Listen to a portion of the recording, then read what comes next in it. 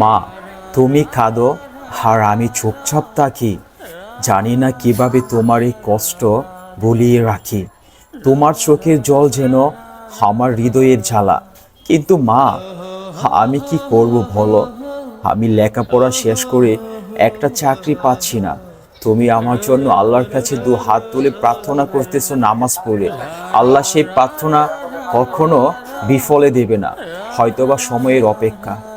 মাগো, তুমি আমাকে কত কষ্ট করে মানুষ করছো।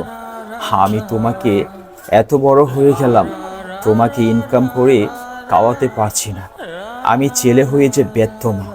তুমি আমার জন্য দোয়া করো, একদিন দেখবা আমি অনেক বড় হব ইনশাল্লাহ। আমি সবাইকে একটা কথাই বলছি, মা বাবাকে কেউ কষ্ট দিবেন না। যদি আপনি কিছু টাকা হলেও ইনকাম করেন, আপনি না খেয়ে হলেও আপনার মা বাবাকে হলেও কিছু টাকা দিবেন তাদেরকে চলার জন্য। দেখবেন কতটা খুশি হয়।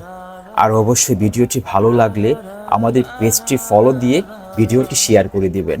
রা রা রা রা রা রা রা রা রা রা রা রা